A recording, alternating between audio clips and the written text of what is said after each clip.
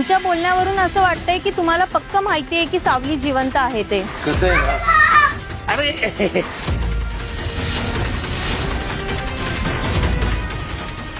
हा कोणाचा मुलगा आहे? हा इथंच राहतो का? माझ्या आयुष्य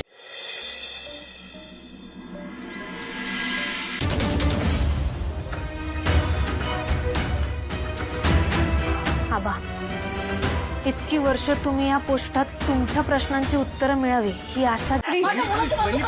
काकू प्लीज. त्याची परिस्थिती खूप नाजूक आहे, प्लीज. आमची परिस्थिती कोणाला सांगणार होता आम्ही? कोण ऐकून घेताय? हॅलो केदार, हा काकू बोला ना. इथे भाऊजींची तब्येत खूपच बिघडली आहे.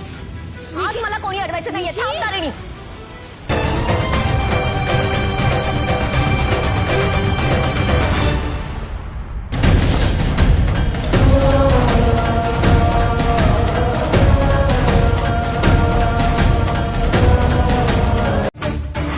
ऋषी भाऊ, असं नाही. मला तर तो साहेबच चुकीचा वाटायलाय.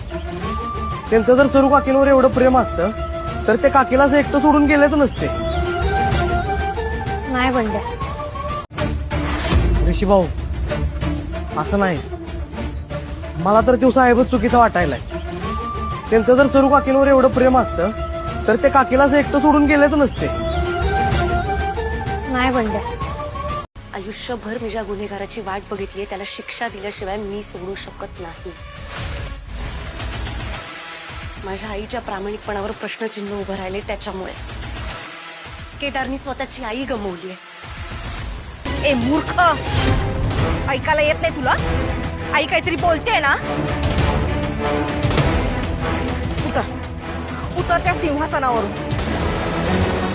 ते सिंहासन माझ्या अनिकाचं.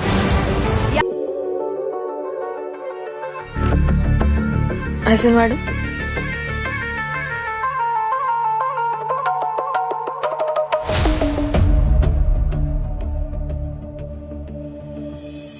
मला सांगा, निशी कुठे आहे? तुम्ही पाहिलं का तिला कुठे?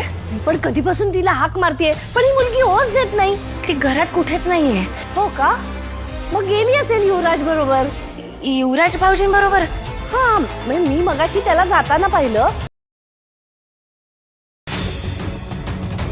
हे बघ पोरी, तुला माहित असल नसल पर तुझ्या आईनं आणि आबानं माझ्याकडून शेतीसाठी कर्ज घेतलं होतं. मग माझ्या पैशाचं काय?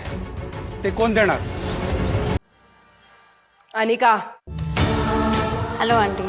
अनिका इथे ये. आय सेड इथे समोर ये. काय ग?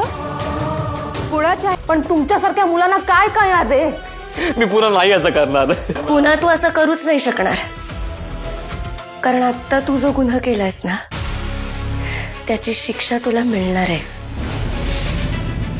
आणि ती कमळी मरणाच्या दारात उभी होती. तिला रक्त दिल्यामुळे तिचा जीव वाचला. आणि याला पुण्याचं काम म्हणतात, जे तुम्ही आयुष्यात कधीच करू शकणार नाहीत. वर तू मलाच विचारतेस रक्त का दिलं? कोण आहेस तू हा प्रश्न मला करणारी? कारण की तू आमचा प्लॅन